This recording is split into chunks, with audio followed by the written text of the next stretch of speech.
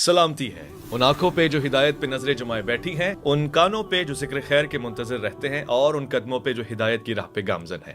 اچھا غام صاحب، قرآن کی روشنی میں اس وقت تو روایت آپ کی تائید میں تھی، تو آپ نے روایت کا ذکر بھی کر دیا۔ کہا جاتا ہے کہ ایسا محسوس ہوتا ہے کہ غامدی صاحب کے دل کے اندر اہل بیت میں سے سیدنا علی، سیدنا فاطمہ، حسن و حسین کے خلاف ایک بغض ہے، تعصب ہے، اناد ہے، دشمنی ہے، اور ان کے اس درجے کو تسلیم نہیں کیا جاتا جو درجہ امت کے اندر رائج ہے۔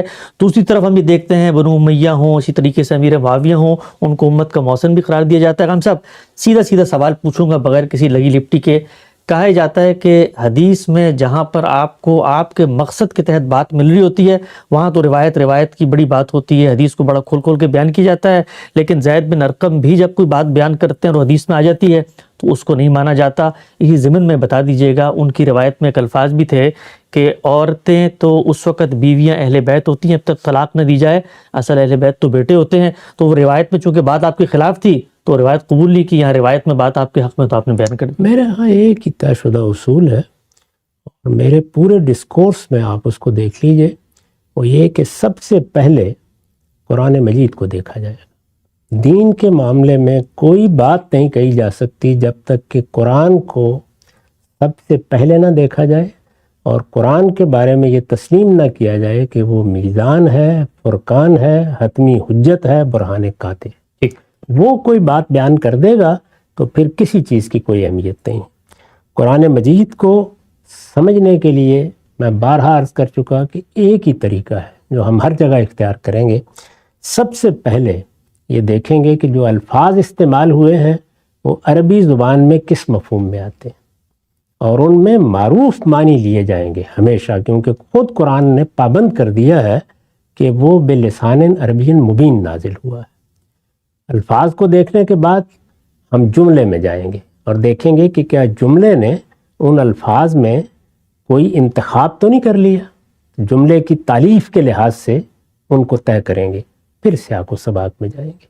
قرآن مجید میں جب سیاق و سباق میں آپ جائیں گے تو بالکل متعین ہو جائے گا کہ کوئی تعمیم ہے، تخصیص ہے، لفظ کے معنی میں کوئی انتخاب کیا گیا ہے، وہ سب چیزیں واضح ہو جائیں گی۔ یہ طریقہ دنیا کی ہر کتاب کو سمجھنے کے لیے مسلمات کی حیثیت رکھتا ہے۔ یہی طریقہ ہم قرآن مجید میں اختیار کرتے ہیں۔ جب اس طریقے سے کوئی بات سمجھ میں آ جاتی ہے، اب روایات کے ذخیرے کو دیکھا جاتا ہے۔ روایات کے ذخیرے کے بارے میں بھی یہ واضح کر دیا ہے کہ سب سے پہلے اگر وہ روایت رسالت مآب صلی اللہ علیہ وسلم کی نسبت سے بیان ہوئی ہے تو سند دیکھی جائے گی۔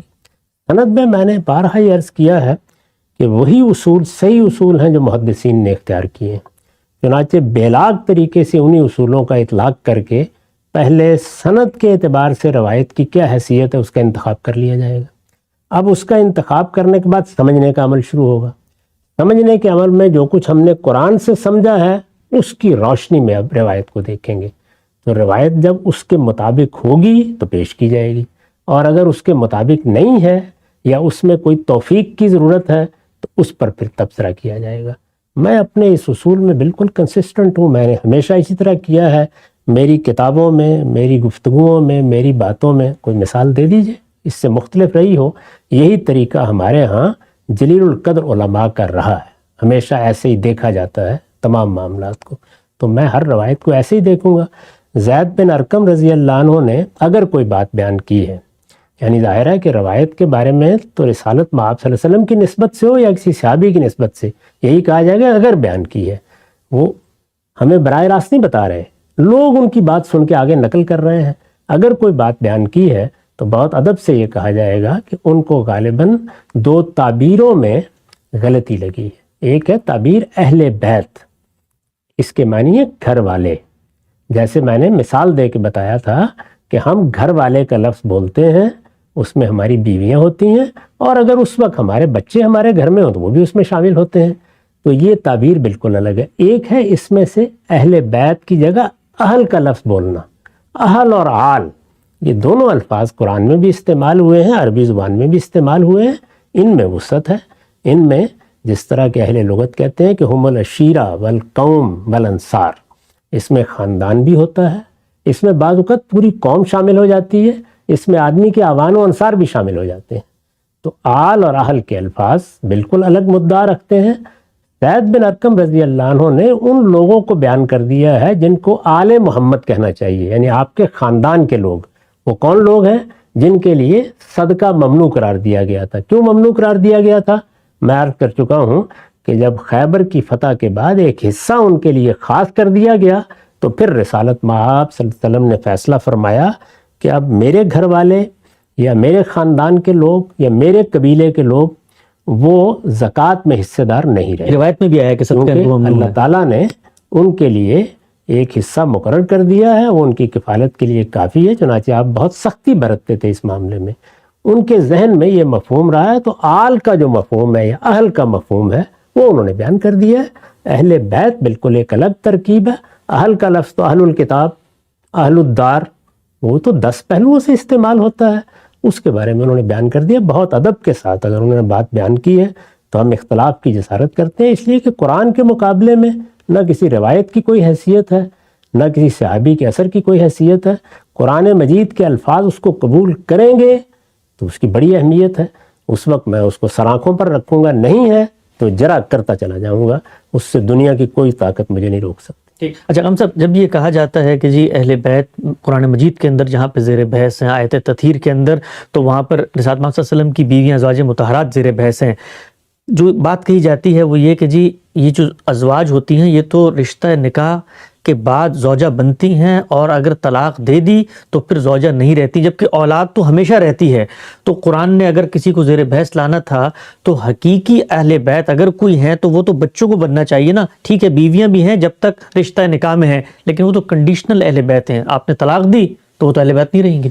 اس طرح کے استدلالات اس قابل نہیں ہوتے کہ ان پر کسی سنجیدہ مجلس میں گفتگو بھی کی جائے، لیکن میں چند حقائق پھر بھی آپ کے سامنے رکھ دیتا ہوں۔ ازواج مطہرات کیوں زیر بحث آئی ہیں وہ میں نے بیان کر دیا تھا۔ ان کو تخیر دی گئی۔ قرآن مجید نے یہ کہا کہ جو صورتحال پیدا ہو گئی ہے، جس طرح پیغمبر کے گھرانے کو ہدف بنا لیا گیا ہے، ان کو ایک موقع دیں، یہ چاہیں تو پیغمبر کے ساتھ رہیں۔ سورہ احزاب میں یہ ساری بات بیان ہوئی ہے، یہ میں کوئی تاریخی قصہ نہیں بیان کر رہا۔ یہ چاہیں تو پیغمبر کے ساتھ رہیں اور چاہیں تو الگ ہو جائیں، یہ کوئی معمولی بات نہیں ہے۔ یہ جب کہا گیا تو انہوں نے آگے بڑھ کر یہ کہا کہ ہم تو سوچ بھی نہیں سکتی آپ سے الگ ہونے کا۔ گویا تخییر کے بعد انہوں نے ایک مرتبہ پھر پیغمبر کو اختیار کر لیا، ایک تو نکاح ہوا تھا پھر اختیار کر لیا۔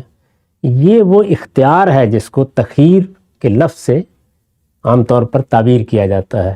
اس کے بعد پھر وہ سارے احکام دیے گئے ہیں، یعنی جب دوبارہ انہوں نے رسول اللہ کا انتخاب کر لیا۔ آپ کو معلوم ہے کہ سیدہ عائشہ سے جب آپ نے کہا کہ اپنے والد سے مشورہ کر لو، تو انہوں نے یہ کہا کہ مجھے اس کی کوئی ضرورت نہیں، میں آپ ہی کا انتخاب کرتی ہوں۔ تو سب کی سب آپ کی ازواج نے جب آپ کا انتخاب کر لیا تو پھر میں نے عرض کیا تھا کہ یہ کہا گیا کہ اب تم لستن کاحد من النساء، یہ جو بیویاں جن کو آپ طلاقیں دیتے ہیں اور ان کی جگہ بیویاں لے آتے ہیں، یا وہ بیویاں نہیں رہیں، یہ اب کچھ اور ہستیاں بن گئی ہیں۔ اس میں کہا گیا کہ اگر کوئی غلطی کرو گی تو دوہرا عذاب ہے، اور اگر صحیح راستے پر رہو گی تو ہر نیکی کا دوہرا اجر ہے۔ تم اب امت کی مائیں قرار دے دی گئی ہو، تمہارے لیے کچھ پابندیاں عائد کی جا رہی ہیں جن کے ساتھ تم نے اپنی زندگی بسر کرنی ہے۔ تمہارا اصل کام اب اس حکمت کا چرچا کرنا ہے جو تمہارے گھر میں نازل ہوتی ہے۔ اور رسول اللہ کو خطاب کر کے کہا گیا کہ یہ امت کی مائیں ہیں، ماؤں کی حیثیت سے اب کوئی مسلمان ان کے ساتھ نکاح کا ارمان کبھی بھی اپنے دل میں نہ رکھے، اور آپ بھی اس بات کو اچھی طرح سمجھ لیں۔ کیا ہے؟ لا یحل لک النساء من بعد، آپ کے لیے اب کسی اور عورت سے شادی کرنا بھی اس کے بعد جائز نہیں رہا۔ ولا ان تبدل بہن من ازواج، اور آپ ان کو طلاق دے کے اب ان کی جگہ کوئی دوسری بیوی بھی نہیں لا سکتے۔ طلاق تو ہو ہی نہیں سکتی۔ تو اس وجہ سے لوگوں کو چاہیے کہ وہ اللہ کی کتاب پڑھیں، دیکھیں وہاں کیا زیر بحث ہے، کیا کہا جا رہا ہے، کیا اس کے نتائج ہیں۔ میں اس پر اس کے سوا کیا عرض کر سکتا ہوں کہ یہ چیزیں تو اس قابل بھی نہیں ہیں کہ ان کو التفات کی نگاہ سے دیکھا جائے۔